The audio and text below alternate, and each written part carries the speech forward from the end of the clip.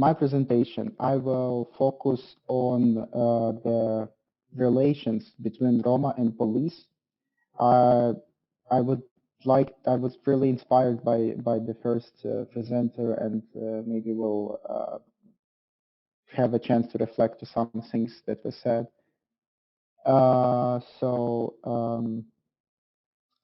To tell you maybe a few words about our organization, the Romani Women Fund Chiricli.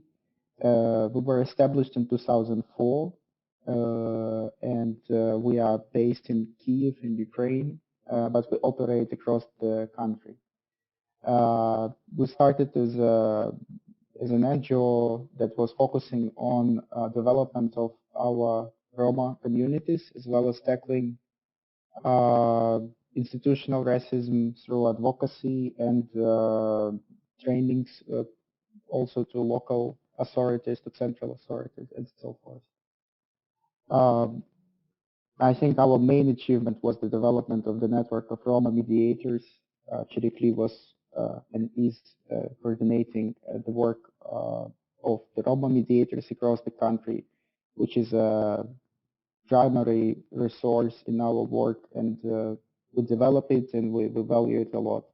As I said, I will focus on the police and Roma relations in Ukraine.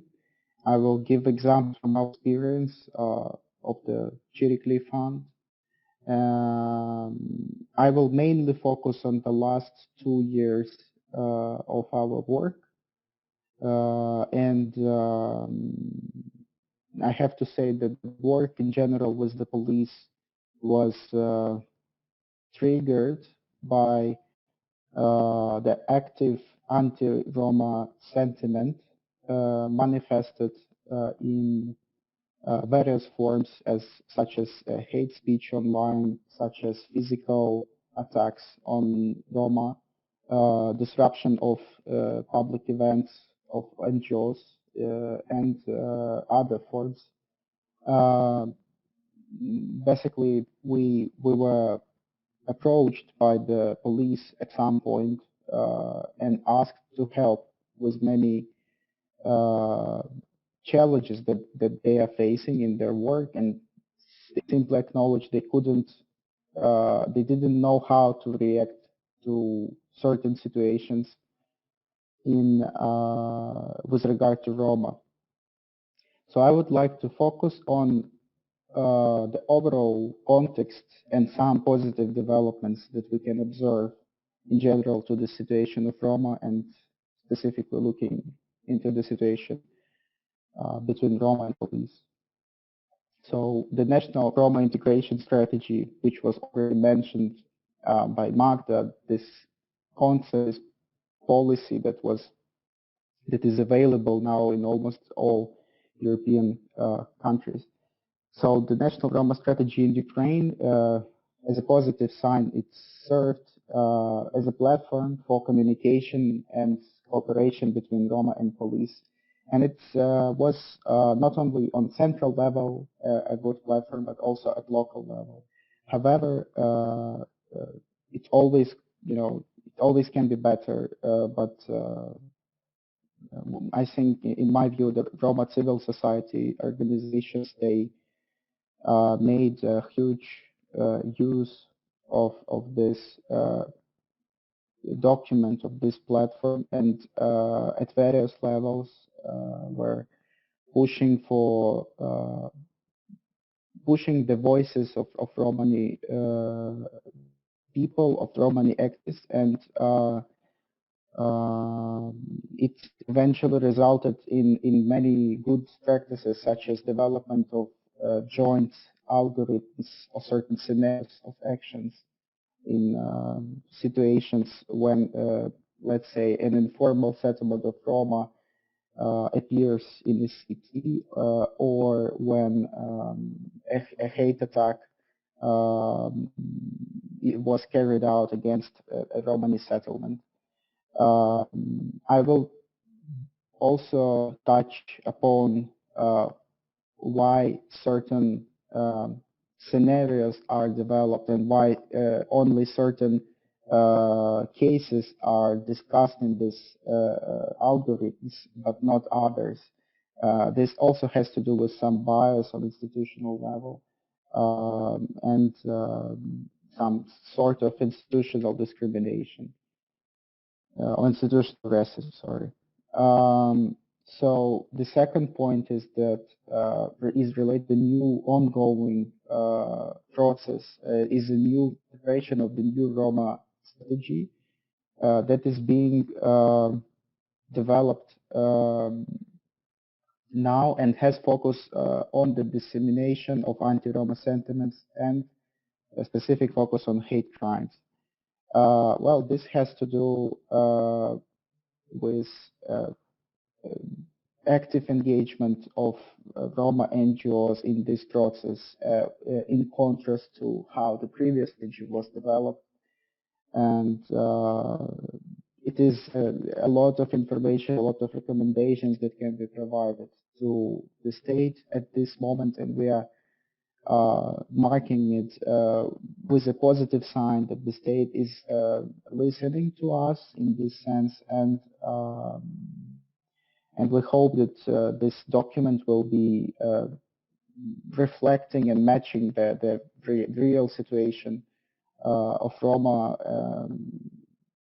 in light of the deteriorating situation in the course of a couple of last years. Another positive practice is the police trainings, which were held not only by the Chiricli, but other organizations, a couple of other organizations in Ukraine. But speaking about our results, it is in the course of 2 years, it is 330 police officers that have been trained on community policing and ensuring security and public order in the Roma communities without violating their rights. So basically, it was all about not only, as any human rights training, it is not only about the knowledge and skills, but also about the attitude. And I think we did a good job in trying to show another kind of attitude. And one of the key components of our methodology in this work was that we always had members of Roma communities and the Roma mediators present with us, which enabled to build some sort of trust and at least some minimum understanding between police officers and members of Roma communities. Another very important positive development, which is not related directly to Roma, but indirectly is very relevant to us, it is the draft laws, the new draft laws considered currently by the parliament to introduce new amendments to the criminal code of Ukraine with regard to hate crimes. So it was a long time ago when these articles have been updated, and this is also, in my view, a big achievement of a big sign, indication of the work of the civil society in Ukraine, which is very vibrant and active. It is also a chance for us to change certain practices and expand the vision of the police and how they should work and approach hate crimes. And I have to acknowledge a huge contribution of the foreign donors, a range of international human rights organizations who provided significant support to Ukraine on understanding what hate crimes are and how to tackle them. So speaking about the continuing to talk about the overall context and some negative developments that I wanted to distinguish. So something Marta already touched upon, it is the fear and reluctance among Roma victims to lodge complaints against perpetrators. This phenomena is very widespread and is understandable in light of the social context in which Roma live, which is, of course, we should not speak about Roma as a one coherent thing. It's not like a monolith, as one of my friends said. It is a very diverse group, and of course, for many who live in extreme poverty, this is a very complex issue in terms of their relations with the state.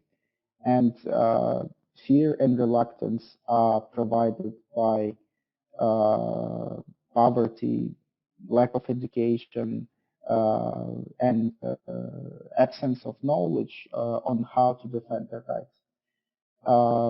Also, continuing with this statement, it is lack of public account on the ongoing investigations of hate crimes that took before. This also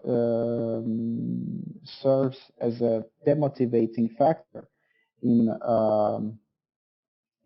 that Roma do not further defend their rights simply because there is no accountability from the state, or there is a limitation of accountability in the cases when it's simply such a flagrant violation. Then there should be some reaction. An example to this can be the Lviv attack of 2018, when a 23-year-old Roma man was killed, stabbed by knife at night in the informal settlement, when 11 attackers attacked the settlement simply because they were Roma. Of course, the police, not of course, but the police reacted promptly and arrived to the crime scene and arrested all of the perpetrators. However, the young man was killed, and justice is still not delivered as should be. Also, it brings me to the issue of qualification of hate crimes as such, because in this case, as in all other cases, hate crimes are usually qualified as hooliganism, or the motives are not included as such. Therefore, this doesn't reflect in the end the data on hate crime. The state data does not reflect the reality, which is a big distortion of the results in a big distortion of the overall picture. Well, speaking about the lack of effective justice system response, this all basically is about the justice system response, how the state reacts to the situations when rights are violated. And just an example, in some percentages that we have here, it's only 6.5% of Roma who consider lodging complaints to the police to defend their rights. It is from the report prepared by the Roma Coalition in 2018. It was report generally evaluating the public trust to the authorities, and focused on many interesting factors which affect situation of Roma. So this number is extremely low, and we see that it is really a big problem that Roma do not refer to the police, and there should be also some way to attract people to trust to police officers. And here we come again to changing the attitude of police and showing that police can be also a savior, but not only a punisher. So another point, the last point, the so-called presumption of collective responsibility. This is something that has to do with the social context rather than with the institutional, but we also can come across this in institutional level. For example, the case of Lashinivka in Odessa region, the mass eviction, the mob violence in a small village of Lashinivka in 2016 was a result of an assumption of the local residents that a Roma boy killed a local Roma, non-Romani girl. And simply because people without any court decision or pre-trial investigation, local residents decided to evict all Roma who lived in that village. And this is a great example of such presumption of collective responsibility. And it also, it is interesting that when we look at certain violations of Roma, we tend to look at to group them as collective patterns. While when we look at criminal responsibility, here it should be clear that in criminal law, it is simply there is individual responsibility for the crimes.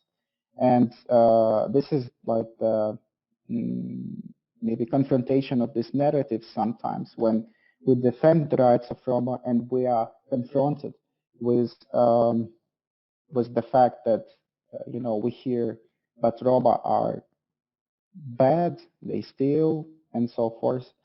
And here this distinction should be made clear. Collective responsibility is not possible in criminal law. Coming to current tendencies, I would like to point out that the rise of anti-Roma hate speech online is becoming is very frequent. It's not all the time on the rise, but it's very frequent. And from time to time, we see manipulative rhetoric by media and especially on social media by members of far-right groups to simply promote themselves um, as the real saviors. As well, there are different motives for that, and one of them is drawing attention of the society with the aim to take advantage and by scapegoating an easy target, which is Roma in this case, and on the other hand to delegitimize the role of the police, and as a result, we then have certain hijacking of certain um, narratives, such as patriotism. In Ukraine, in light of the ongoing conflict in our country, we see that this narrative was simply hijacked by the far-right groups. The real patriots are them, but not, for example, Roma, who work and pay taxes in this country. So I hope this point was clear. Another current tendency is the hate-motivated violence that is still ongoing and has been observed still until now. One example that I put here on the presentation is the mass fingerprinting of Roma by the police in Chiricli region, which is to the north from Kiev. This is a very blatant violation of human rights, and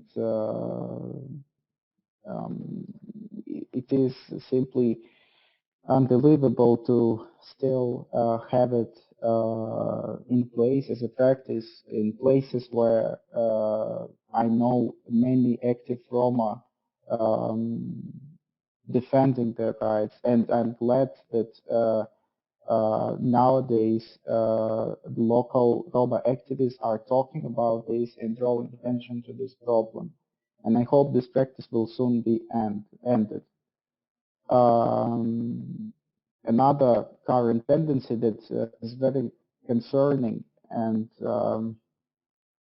has a very negative societal effect is the civic formations with delegated powers from local authorities that are misusing their powers.